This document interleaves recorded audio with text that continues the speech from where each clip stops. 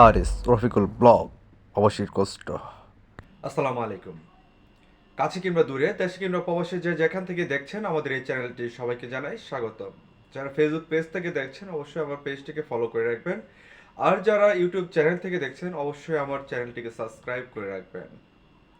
যদি ভালো লেগে থাকে অবশ্যই শেয়ার করে দিবেন। চলুন চলে যাই আজকের কুয়েতের নতুন আপডেট নিউজ নিয়ে।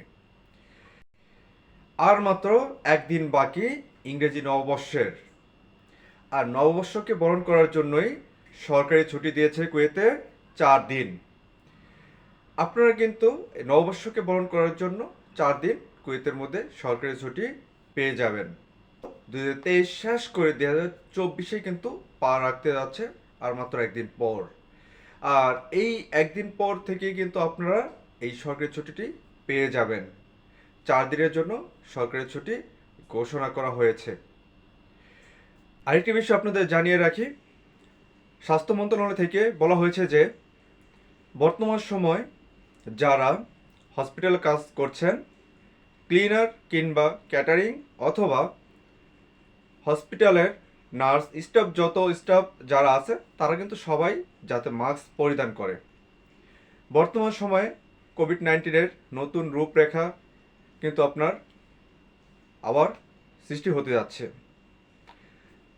এই জন্য সবাইকে কিন্তু আসলে সতর্কতার স্বরূপ বলা হয়েছে যাতে সবাই যাতে মাস্ক পরিধান করে। আর এমনকি বাইরে যারা চলাচল করেন তারাও যাতে মাস্ক পরিধান করার জন্য কিন্তু বলা হয়েছে। কিন্তু হসপিটালে যারা কাজ করেন তাদের জন্য বাধ্যতামূলক করা হয়েছে এই মাস্ক পরা নিয়ে।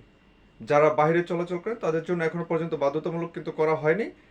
তবু আপনাদের সতর্কতা স্বরূপ আপনারা মাস্ক পরিধান করবেন।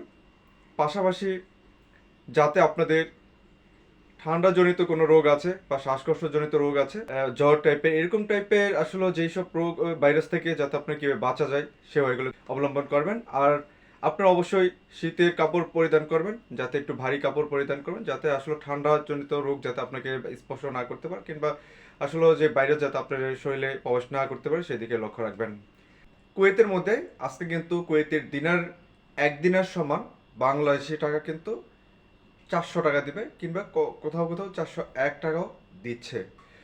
আল নাদা এক্সচেঞ্জ থেকে যদি আমরা টাকাগুলো পাঠাই তাহলে 401 টাকা প্রতি দিনারে দিবে যদি ব্যাংক টু ব্যাংক পাঠান।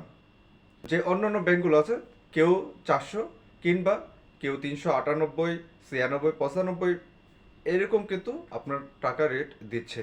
তবে আজকে সবচেয়ে বেশি টাকা রেট দিচ্ছে বাংলাদেশের জন্য আল নাদা এক্সচেঞ্জ। আজকের এই ভিডিওটি যদি আপনাদেরকে ভালো লেগে থাকে অবশ্যই শেয়ার করে দিবেন। ভালো থাকবেন, সুস্থ থাকবেন।